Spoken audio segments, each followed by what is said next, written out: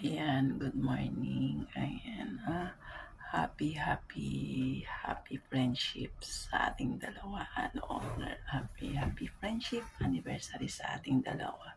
Ayan, masasabi ko lang, no, yun unexpected na, hindi natin masasabi, hindi natin ma-reach yung taon na nagkakilala tayo dito sa Imola. Pero isa kang tunay na kaibigan. Ayun. Yun nga, owner na nga naging kaibigan pa. Ayan, joke. Ayan. Nung una kitang nakilala. Ayan, nagkwento ko lang, no, ang pagkakakilanlan ko kay owner. Ay, owner Vicky. Ayan. Actually, nakalimutan ko ng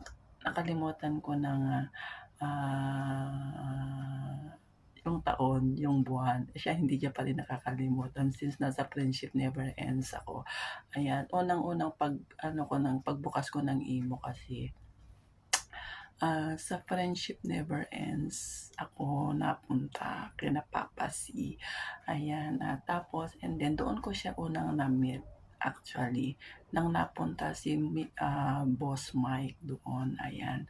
Tapos nung napunta si Boss Mike doon na in-stalk ko, siya yung naging co-owner ni Boss Mike, itong si owner Vicky.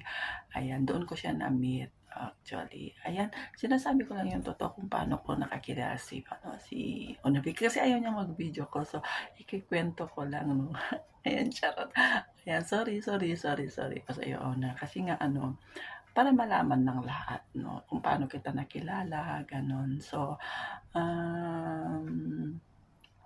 and then nagustuhan ko yan siya sa pagkanta niya. Actually, nagmuni-muni lang yan sa VR niya, yung isang account niya. Pero yung isa niya, kasi dalawang account niya si Honor. Yung isang account niya is doon sa sa sarili niyang account. Doon diyan tumatambay. Yung isa naman doon sa DMS dati. Ngayon, kasi ang honor namin noon si Boss Mike. Ayan. Ewan ko na ako nangyari. Isang taon na akong nagpahinga. Hindi ako nag-open muna kasi nga banned ang noon sa Hong Kong.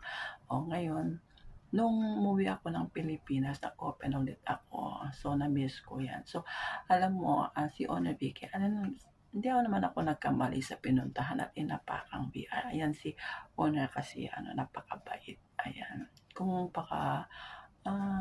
totoo siyang tao, hindi siya plastic pa, hindi siya yung kung nandiyan pa rin siya kahit ang galing niyang ang galing niyang mag-approach ng mga tao.